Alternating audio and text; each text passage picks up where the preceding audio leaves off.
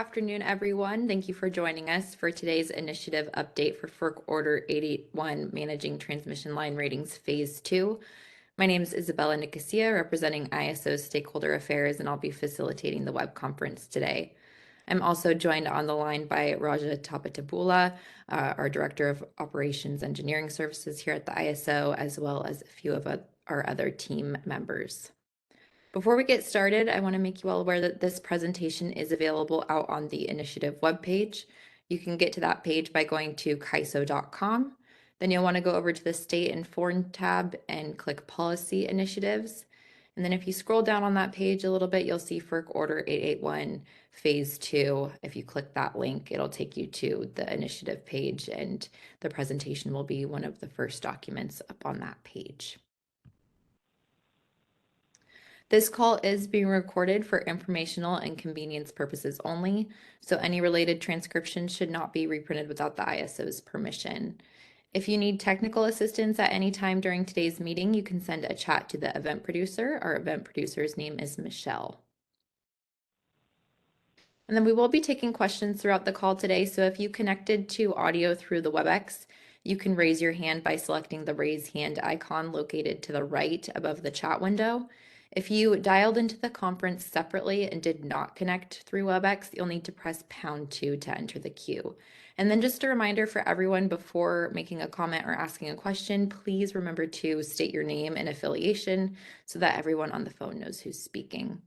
And then you can also send a chat with your comment or question to me. Again, my name is Isabella Nicosia, or you can send it to all panelists, and we'll be monitoring that throughout the call today as well. So the agenda for today, in just a moment here, I'll hand it over to Raja to take us through the update for Q1, and then we'll wrap up today's call with some next steps. So with that, I'll turn it over to Raja, and he'll kick us off. Thank you, Isabella. Good afternoon, everybody. This is Raja Tapatabula. The first slide, it's a brief background about this initiative. At this point, everybody knows, but I still go through it. FERC Order 881, it's designed to improve transparency of transmission line ratings. It also requires the transmission owners to implement ambient adjusted ratings on transmission lines over which they provide transmission service. At the same time, it also requires ISOs and RTOs to use those AARs in the congestion management process, as well as the near-term commitment market. It also requires ISOs, RTOs to utilize ambient adjusted ratings in evaluation or curtailment of near-term 10 days or less transmission service. ISO filed a compliance filing on July 12th last year. Full compliance is required by July 12th, 2025. What does that mean by full compliance? All the tools are ready on our ISO side, and all the transmission owners are ready on their side, and they're sending the data to us, and we're utilizing those data in our processes. Next slide, please. At this point, what ISO has been doing is there's two separate things that we did. Obviously, the first one is we created an internal project team and developed 3 different tracks to manage our processes. Track 1 is mostly concentrating on the real-time reliability applications that is in progress. At this point, we are targeting end of this year, start of 2024. Track 2, it's mostly modeling, development of new interface, development of new processes to receive the data. And track 3 is how we use those look-ahead information data that we are receiving in our market processes or look-ahead reliability processes. Track 3 at this point, it's target fall 2025.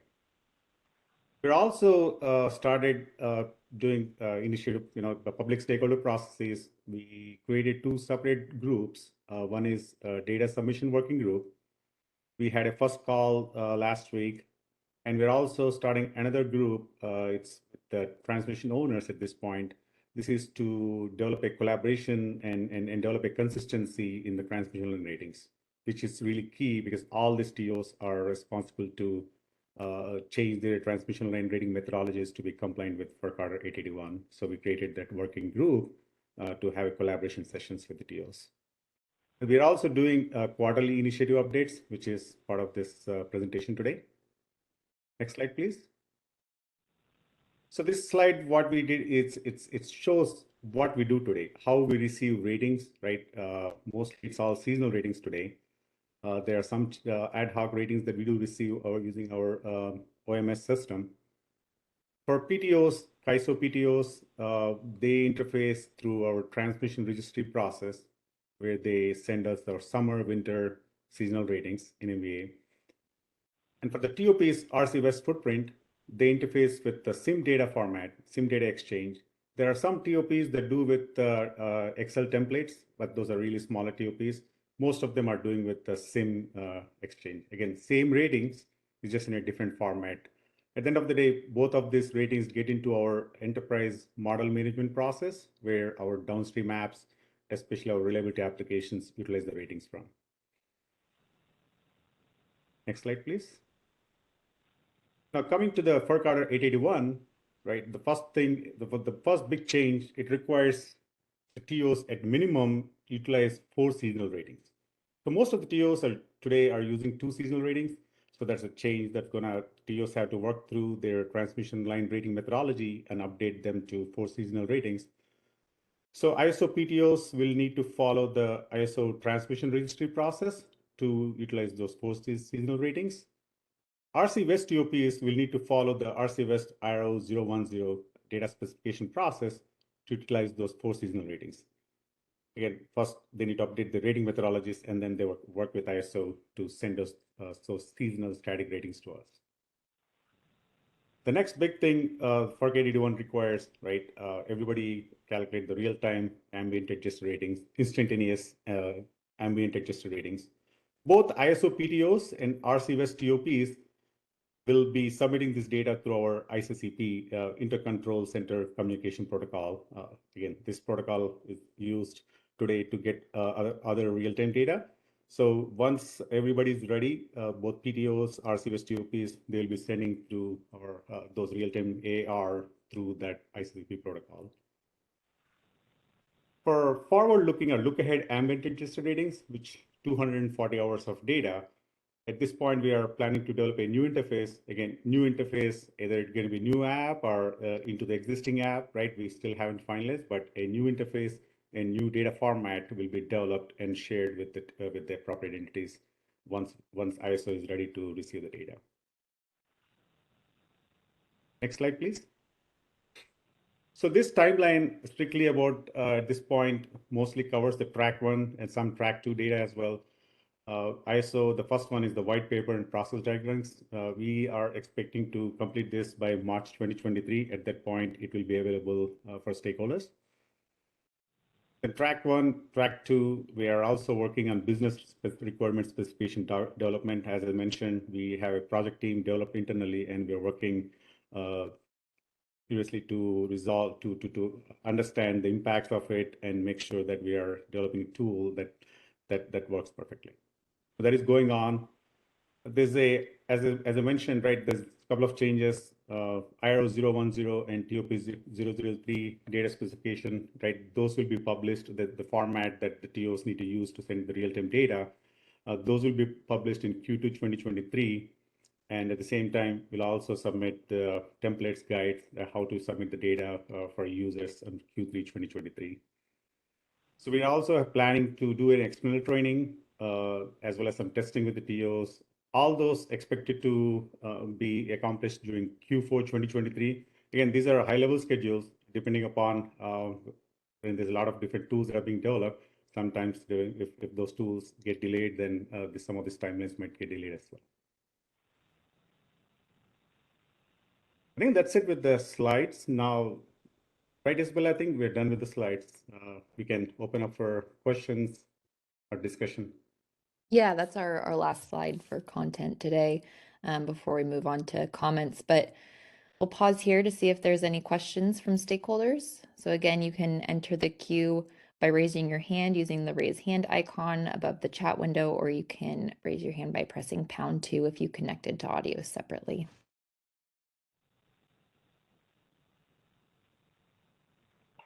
I do see we have one question in queue.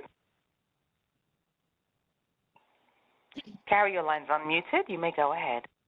Hi, this is Carrie Bentley with the Western Power Trading Forum. I was wondering if you could talk about on the prior slide, the 240 minutes and the ambient D rates.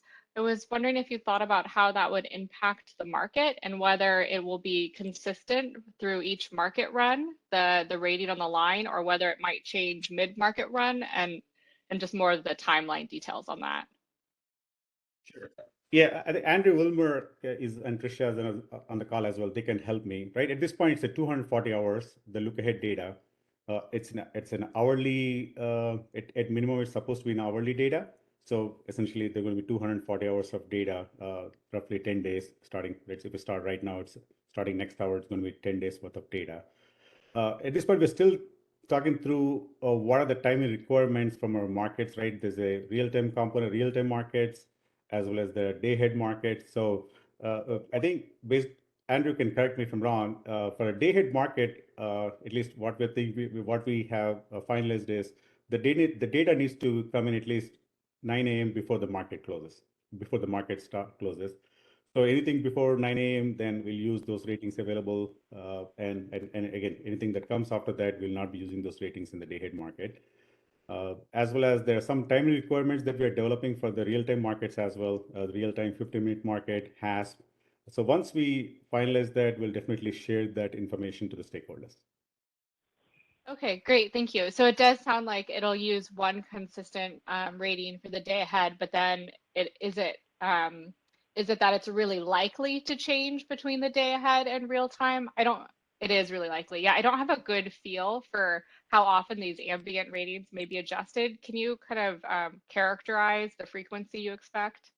Yeah, at this point, it's an hourly, right? As at least it needs to be updated hourly. That's the requirement. So again, there's some temperature bandwidth that FERC has mentioned.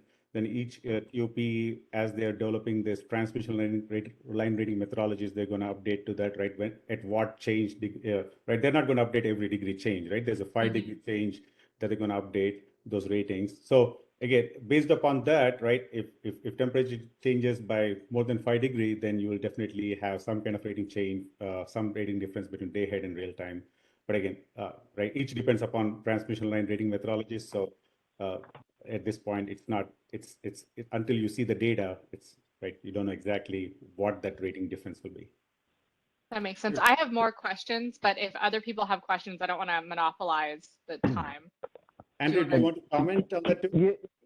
Yeah, Raja, thanks. Hi, Carrie. It's Andrew Ulmer. I would just say, just to underscore what Raja said, the way we proposed this to the Federal Energy Regulatory Commission is that we would get hourly ratings for use in the day-ahead market processes before the day-ahead market close. And so those hourly ratings would remain static over an hour. They might remain static over several hours. They might modify depending, of course, on how the transmission line rating methodologies inform those ratings. And then moving to real time, we propose that the ratings come in 5 hours before the trading hour. So they would remain static over the hours, but they could, obviously change hour to hour, but they wouldn't change necessarily mid-hour, if that makes sense. How often they'll change again, I think it's going to really be driven by the methodologies themselves and the parameters of those methodologies and the inputs. But certainly you could have variances between the day-ahead market and the real-time market. Thanks, Andrew. Okay, so I just have 3 more questions.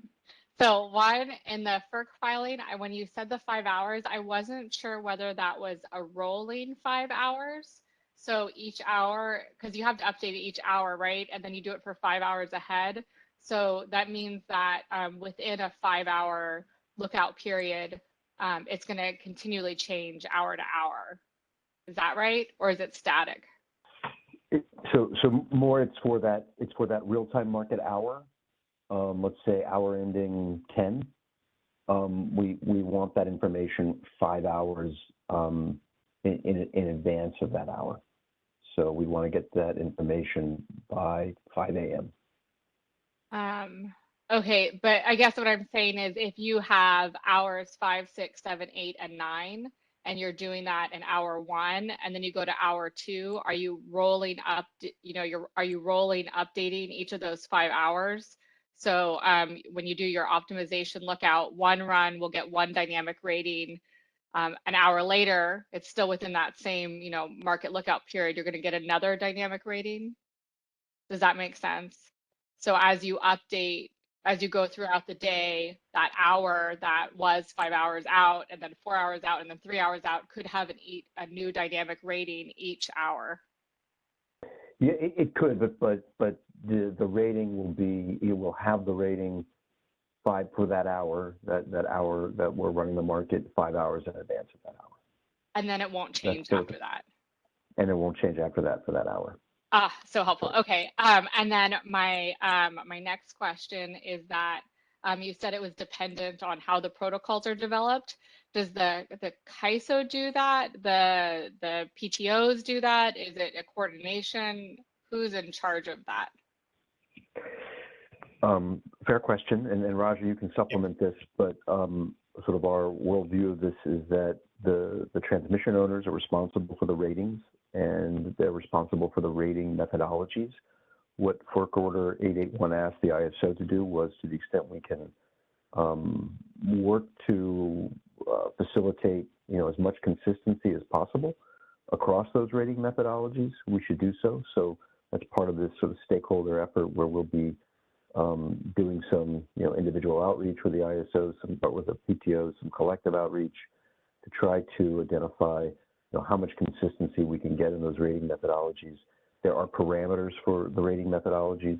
We've included those in our compliance filing, and ultimately the rating methodologies will be available to any market participant, any user of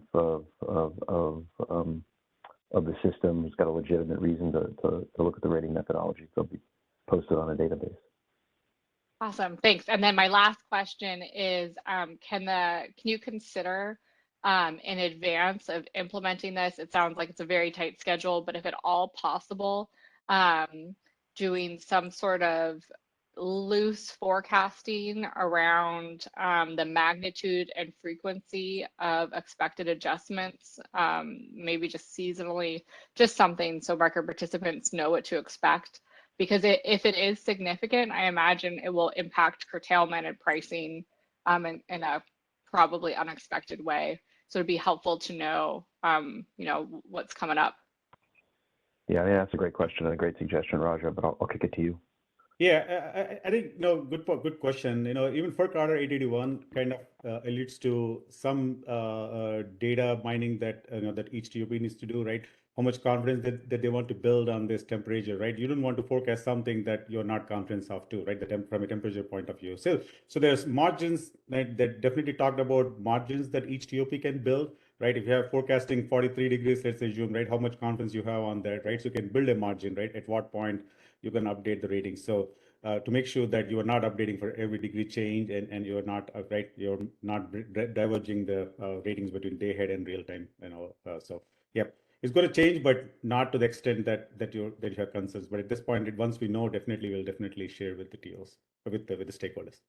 Great, thank you so much. Thank you. Good questions.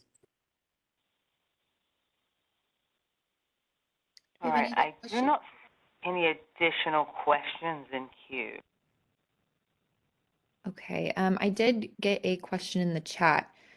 Will Track 2 operational EMS model data and applications work be done within the data exchange working group or in a smaller setting, or in a similar setting as this? So I think Tricia, you can correct me too, right? Anything with data format, right? We'll definitely discuss through the data exchange, in a working group in detail.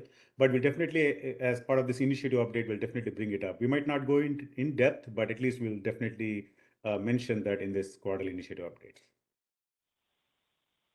Yes, this is Tricia, and just to add on to that, so for the Track 2 in particular, I should say for Track 1 and Track 2 both, I guess, there are model timelines like that have to be adhered to. So for Track 1 implementation with the real-time ICCP, it requires mapping the ICCP points to the model, and so that would need to be submitted, you know, in coordination with the model timeframe. And then the same thing on the track 2. Part of the architecture, what we have to work out is how often the model will be consuming these changes. So at the long pole end of it, if you look at like the model timeline, if you submit those ratings in as part of like a SIM file, you know, for our model updates, which occur approximately every 6 weeks or so, then you would have to kind of adhere with that submission timeframe. But we are exploring, you know, the potential of whether certain types of rating changes could be done off cycle. But we would expect, like on track 2 in particular, most of the seasonal changes should be coming in with the model updates.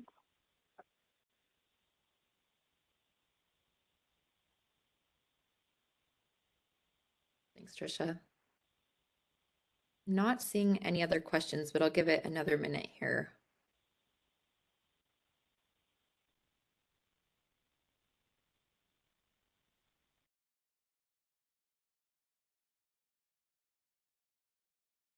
Okay, I'm not seeing anything pop up, so we'll go on to our next step slide. And if any questions come up between now and then, we'll keep an eye out. But we will be accepting comments on today's stakeholder call discussion by end of day, February 28th. The template is available out on the initiative webpage for you to use. You have access to it anytime between now and the 28th. So the initiative webpage is linked here on this slide. And then also, if you have any additional comments or questions related to the implementation of FERC Order 881 that you'd like to be considered in a future meeting, you can also send those to isostakeholderaffairs@CAISO.com, which is the email here on this slide. But that was it for our content for today. But I'll pause and see if we have any last questions before we conclude.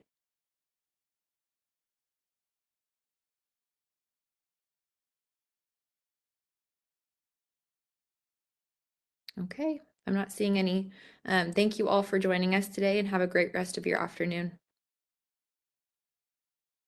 That concludes our conference. Thank you for using Event Services. You may now disconnect.